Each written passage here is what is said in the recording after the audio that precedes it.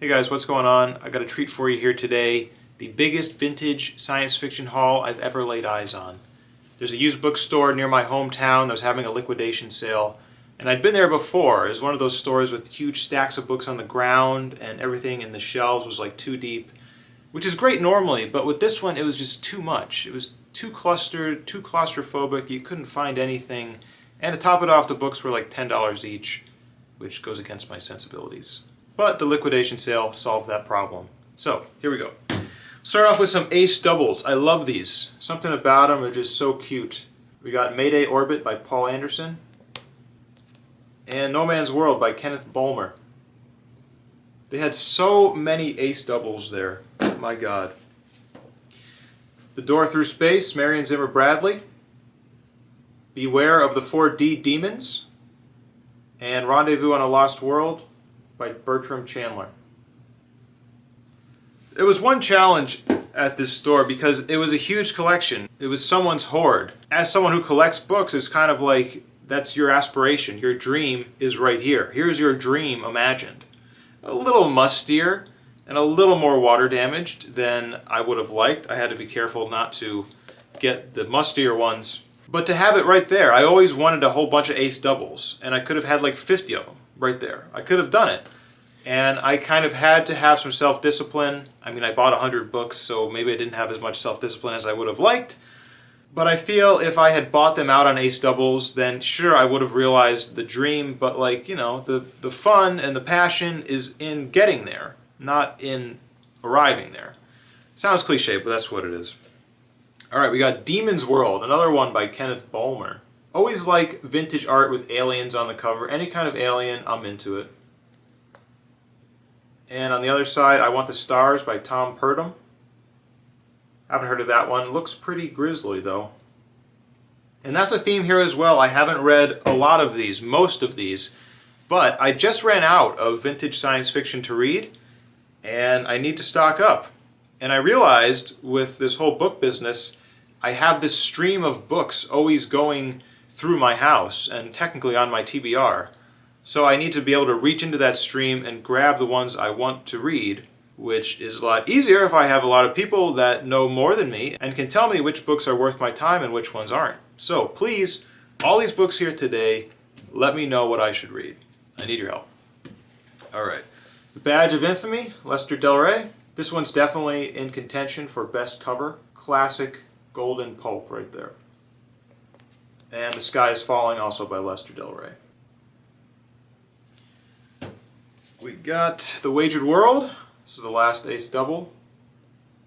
And Tonight We Steal the Stars by John Jakes. I don't know if it's in contention for best cover, but something about those different colored glowing orbs reminds me of a video game. Beautiful stuff. I tried to find the authors that I haven't read but have heard a lot about. So here we got 4 Clifford Simak books. Cosmic Engineers. The one I hear most about for this guy is City, which unfortunately I didn't find there. I like the colors. Robots, you got me. All Flesh is Grass, and I'm the Lawnmower. I assume is where he's going with that. Waste Station. So yeah, anyone who's read Simak, which one of these should I read? Because it's probably not going to be The Fellowship of the Talisman here, because this looks like straight up fantasy, and I'm not a big fantasy fan. Maybe I could be wrong though. It certainly looks like fantasy, and I thought Simak was a straight up science fiction author, so let me know. Alright, we got Blood Music by Greg Bear. Heard a lot about this, and shout out to Bookpild's Discord, because that's where I got most of my knowledge. It was definitely intimidating to walk in there and be surrounded by books, and you knew there were gems in there, and you knew there was chaff, and you had to separate it. And I'm not quite a grandmaster of science fiction yet to know which ones. I have a general sense, and most of that knowledge was just absorbed through Bookpild's Discord. So shout out to everyone there. Picnic on Paradise, Joanna Russ. Another name I've heard. Don't know anything past that. Alright, we've got some Jack Vance here. I have read Jack Vance before, but only one short story called The Men Return, which was awesome. It was absurd and bizarre, but something about it was very charming. So hopefully one of these books is similar to that. To Live Forever. Anyone read that one? The Dying Earth, which is one I've heard a lot about. I think it's fantasy, although it says it's science fantasy. So I wonder what the exact breakdown of that is. I'm sure some of you guys have read this one. Also, Showboat World. I'm sure some of you have read this one. How was it? Good? We got Madook, which is the conclusion of a trilogy, so I probably won't be reading that one. Here's an author I haven't read at all, but have heard a lot about, Philip Jose Farmer. Here we got The Maker of Universes.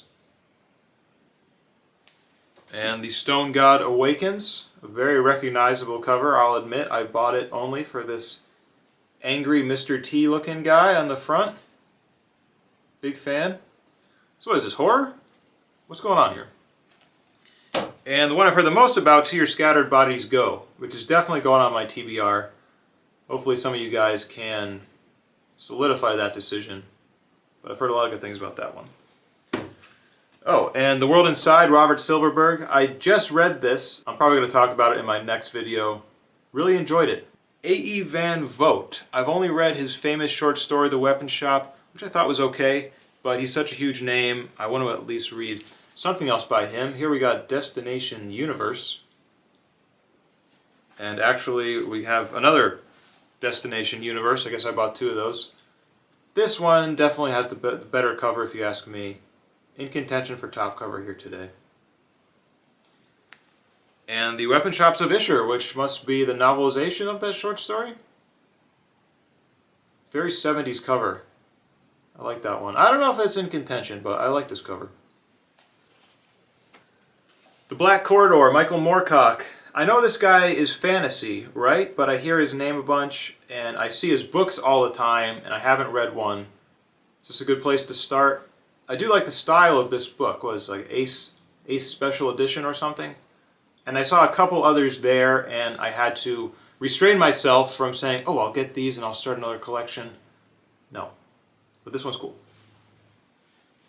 Lord Biggle Jr. Another name I've heard. I think I read a short story by him, but I can't remember it, so I guess it didn't leave much of an impression on me.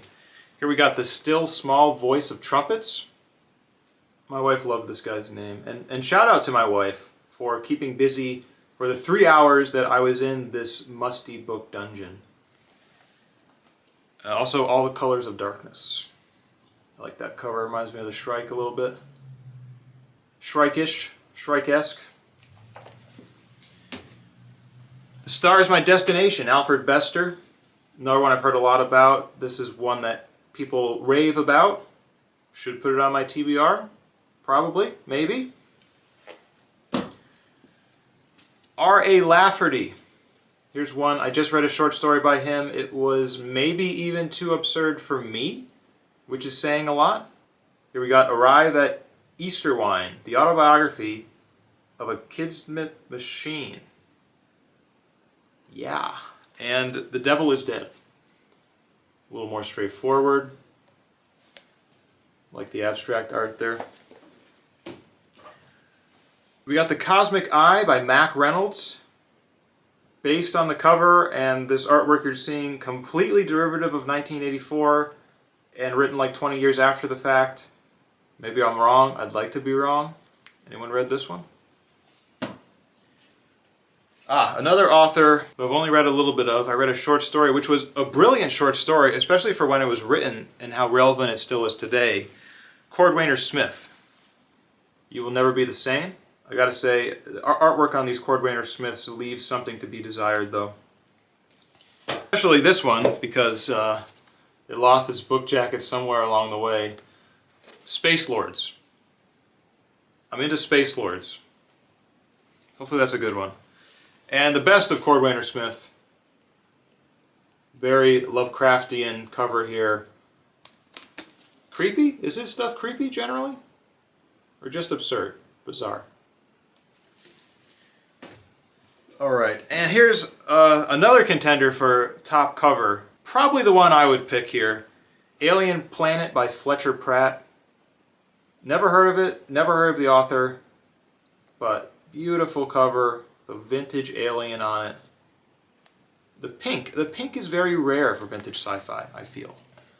Maybe I'm wrong, but I love that. Love that cover.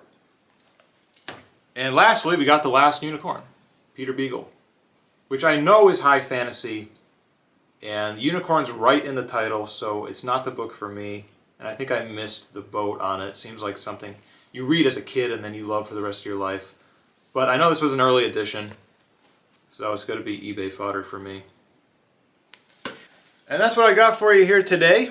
It was an incredible find. I don't think I was the first one there because there was a lot of authors that were entirely missing, like Dick and J.G. Ballard and Bradbury and Asimov. They didn't have a lot of that stuff there. So it wasn't a grade A all-time best slam dunk, but it was pretty awesome. And of course, this isn't it, but my arm gets tired with these things. I can only do so many books at a time. Another book haul coming soon. Another book review probably coming early next week. So subscribe if you haven't, and thanks for watching. Bye-bye.